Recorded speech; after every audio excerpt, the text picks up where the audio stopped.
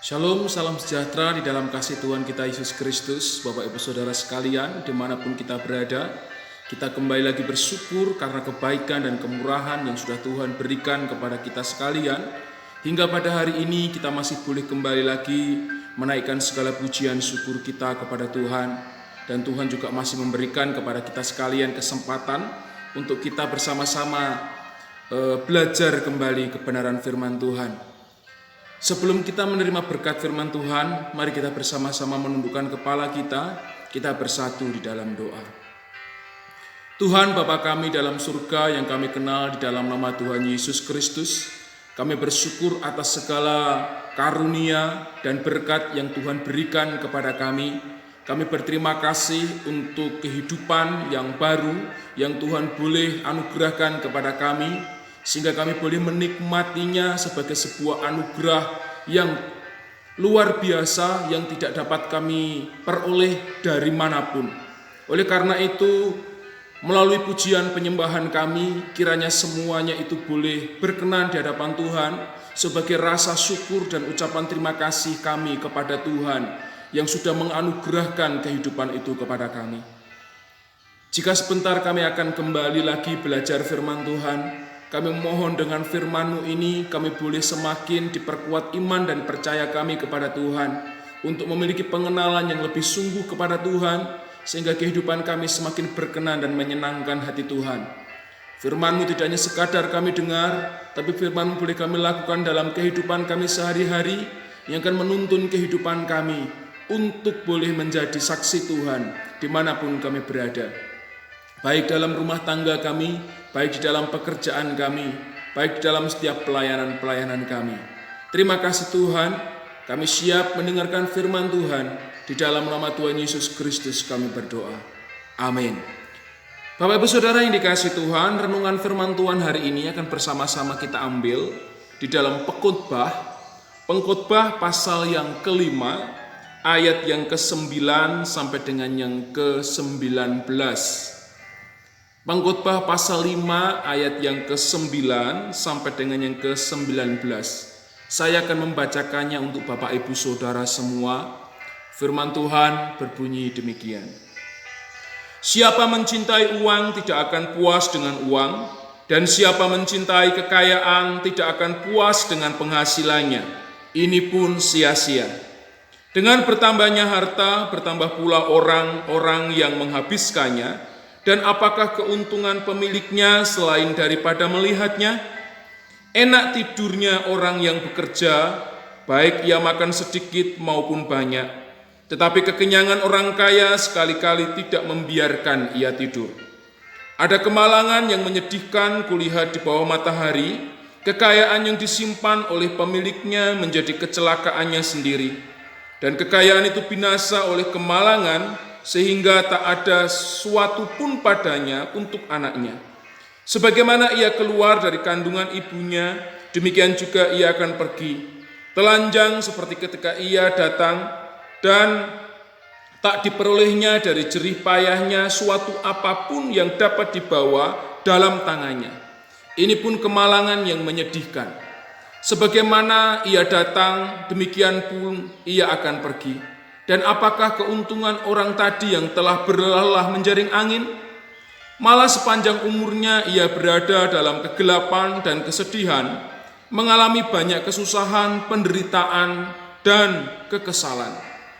Lihatlah, yang kuanggap baik dan tepat ialah kalau orang makan, minum, dan bersenang-senang dalam segala usaha yang dilakukan dengan jerih payah di bawah matahari, selama hidup yang pendek yang dikaruniakan Allah kepadanya, sebab itulah bahagianya. Setiap orang yang dikarunia Allah kekayaan dan harta benda dan kuasa untuk menikmatinya, untuk menerima bahagianya, dan untuk bersukacita dalam jerih payahnya, juga itu pun karunia Allah. Tidak sering ia mengingat umurnya, karena Allah membiarkan dia sibuk dengan kesenangan hatinya. Amin firman Tuhan. Bapak Ibu Saudara yang dikasihi Tuhan, renungan firman Tuhan hari ini saya berikan tema yaitu jangan apatis, tetaplah realistis. Puji Tuhan, Pengkhotbah adalah tulisan yang ditulis salah satunya oleh Raja Salomo yang memiliki kesempurnaan di dalam kehidupan yang dikejar-kejar oleh orang pada saat ini. Saya sebut kesempurnaan di sini bukan kesempurnaan daripada Allah, tetapi kesempurnaan kebahagiaan dunia yang banyak dicari oleh orang dewasa ini. Di dalam segi kekayaan, Raja Salomo memiliki kekayaan yang sangat berlimpah ruah. Dalam segi hikmat pengetahuan, kita tahu bersama Raja Salomo memiliki hikmat di atas rata-rata orang sesamanya. Dari tingkat fisik, kegantengan mungkin, Raja Salomo memiliki rupa yang mungkin sangat tampan. Sehingga kemudian apa yang dicari manusia, harta, tahta, dan wanita, Salomo memiliki setidaknya 300 orang istri dan 700 gundik. Selanjutnya kita bersama-sama melihat apa yang dikejar Salomo ini sering menjadi apa yang dikejar oleh orang pada masa kini. Bapak Ibu Saudara yang dikasihi Tuhan, pengkhotbah atau kitab pengkhotbah yang dalam bahasa Ibrani disebut Kohelet adalah kumpulan-kumpulan kata-kata bijak supaya orang lebih memperhatikan hidupnya daripada sekadar mengejar apa yang akan dia dapat di dunia.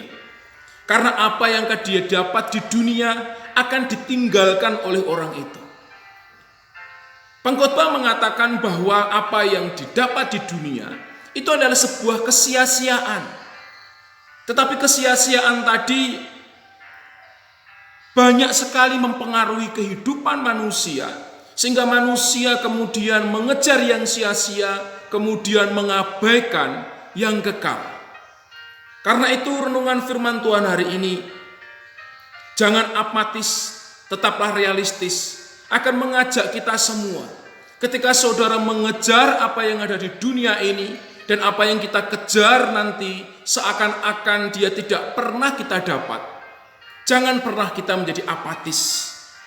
Tetapi baiklah kita bersama-sama menjadi pribadi-pribadi Kristen yang senantiasa mampu membangun tetap hidup realistis apa adanya, sehingga kita bisa membangun sebuah keimanan yang benar yang dikehendaki oleh Allah. Apakah apatis? Apatis merupakan kurangnya motivasi atau antusiasme atau semangat. Apatis adalah istilah psikologi untuk keadaan cuek atau acuh tak acuh, di mana seseorang tidak dianggap atau cuek terhadap aspek emosional, sosial, ataupun kehidupan fisik. Di dalam bahasa klinis, apatis klinikal dianggap sebagai tingkatan atas, sedangkan tingkat menengah dapat dianggap sebagai depresi. Dari sini kita melihat bahwa sikap apatis, sikap yang cuek, acuh tak acuh kepada segala hal yang ada di sekitar kita, terutama dalam hal ibadah, ini bisa berakibat fatal di dalam kehidupan kita, yang bisa menyebabkan kita depresi ataupun kita mengalami sakit penyakit. Aspek fisik dari apatis ini berhubungan dengan kemunduran fisik, kehilangan otot dan kekurangan energi yang disebut dengan letargi, yang memiliki banyak penyebab dalam bahasa klinisnya, yaitu patologikal. Patologikal sendiri di sini adalah ilmu yang mempelajari tentang penyakit dan asal-usul suatu penyakit. Sehingga bisa kita katakan bila penyebab daripada segala penyakit itu adalah pikiran, perasaan yang apatis. Namun di dalam hal ini Bapak Ibu Saudara yang dikasihi Tuhan, pengkhotbah memberikan kepada kita semua sebuah semangat, sebuah kesadaran supaya kita semua tidak apatis. Karena kenapa? Pengkhotbah pernah menghadapi kenyataan yang membuat dia apatis, membuat dia merasa cuek, membuat dia merasa bosan dengan apa yang ada di sekelilingnya. Ketika kemiskinan terjadi karena kebejatan para pejabat-pejabat pemerintah yang korup. Di dalam hal ini mungkin kita melihat hal yang sama. Banyak orang yang berusaha menghina kekristenan, tetapi mereka tidak diproses. Sementara kalau ada orang Kristen yang mungkin menyinggung keyakinan agama lain, mereka langsung secepatnya diproses. Hal-hal seperti ini kadang-kala membuat kita apatis. Atau mungkin kita yang rajin beribadah, rajin berdoa, tetapi kita tidak memiliki dalam tanda kutip kemujuran seperti orang-orang yang melakukan kecurangan-kecurangan. Sehingga kita kemudian merasa apatis. Orang yang melakukan kecurangan nampaknya diberkati, tetapi kita yang telah melakukan apa yang benar di hadapan Tuhan, nampaknya kita jauh dari berkat. Nasihat firman Tuhan hari ini akan membuat kita untuk kita tidak apatis. Kita melihat bersama-sama dari pembacaan kita tadi. Kalau kita lihat bahasa umum pada masa sekarang, ada istilah TST, tahu sama tahu. Orang dari yang paling rendah hingga paling tinggi, mereka semua mengamalkan kecurangan dan ketidakadilan. Bahkan birokrasi adalah cara untuk menstrukturkan kecurangan. Satu-satunya segi positif adalah bahwa ada pemerintah yang bisa sedikit lebih baik daripada kekacauan yang terjadi. Kita melihat bersama-sama untuk masuk ke dalam sebuah instansi-instansi terkait, bekerja pada instansi-instansi terkait, sekolah di tempat-tempat yang bonafit, harus menggunakan cara-cara yang kadang-kala tidak benar. Bapak Ibu Saudara yang dikasihi Tuhan, di dalam ayat-ayat yang kita baca, kita diingatkan kembali bahwa uang tidak bernilai kekal. Di dalam ayat yang ke-9 kita melihat uang tidak dapat memberi kepuasan. Bahkan di dalam ayat 11-12, kekayaan justru bisa menjadi faktor yang membuat orang tidak bisa hidup bahagia. Oleh karena itu, jangan sampai kita apatis hanya karena kita mengejar uang dan kita tidak mendapatkannya dengan cara yang jujur. Hanya karena kita mengejar kekayaan, tapi kita tidak mendapatkannya dengan cara yang baik. Kita harus mengingat bahwa uang tidak bernilai kekal, uang tidak dapat memberi kepuasan. Bahkan kekayaan justru bisa menjadi faktor yang membuat kita tidak bisa hidup bahagia. Kita belajar di sini bukan dari orang yang tidak punya uang, bukan dari orang yang tidak punya kekuasaan, bukan dari orang yang tidak memiliki dalam tanda kutip pasangan hidup. Kita melihat dan belajar di sini dari seorang tokoh yang memiliki segala sesuatu yang dikejar oleh orang pada masa sekarang ini. Bapak Ibu Saudara yang dikasihi Tuhan, dalam zaman yang sangat materialistis ini, dari ayat yang sudah kita baca, orang beriman, saudara dan saya, perlu mengingat-ingat bahwa kita datang dengan tangan hampa dan akan kembali kepada Khaliknya dengan tangan hampa pula. Tetapi ingat, saudara dan saya akan mampu bahagia dalam apa yang dimiliki. Kalau kita bersama-sama mengetahui bahwa segala sesuatu yang kita miliki itu semata-mata adalah karunia Allah. Di dalam ayat yang ke-17 sampai 19 kita diingatkan bahwa kita datang dengan tangan hampa dan akan kembali lagi kepada Khaliknya, kepada Tuhan dengan tangan hampa pula.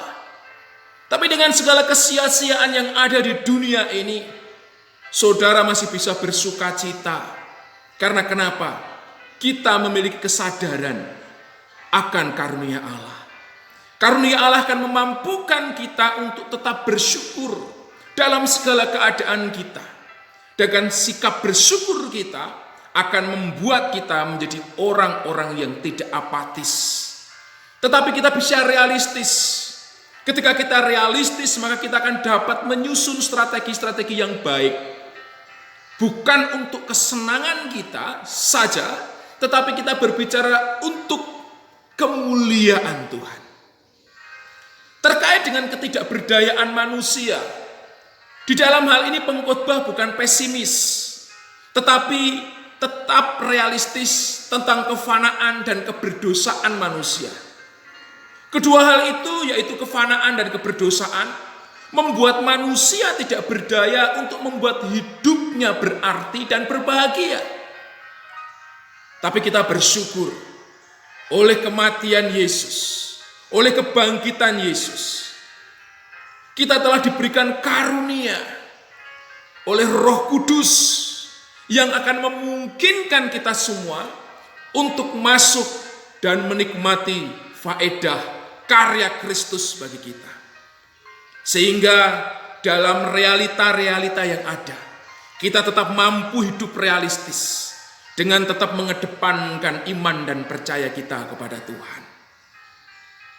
Sehingga kita tetap optimis menapaki hari-hari kita, karena ada Roh Kudus, Roh Allah, yang menuntun kita, memberikan kepada kita kesanggupan, kekuatan, menghadapi segala macam tantangan yang ada, menghadapi ketidakpastian di dunia ini, menghadapi berbagai macam pertanyaan-pertanyaan yang kadangkala bisa saja membuat kita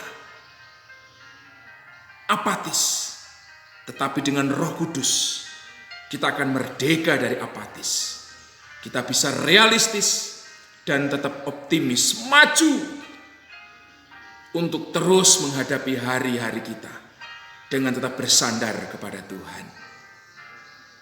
Kesimpulannya Bapak Ibu Saudara, mari kita nikmati hidup bukan dengan apa yang didapat dari pemberian Allah saja, tetapi di dalam persekutuan yang harmonis dengan Sang Pemberi, yaitu Tuhan Yesus Kristus, yang oleh Roh-Nya kita dimampukan untuk bersekutu dengan Dia.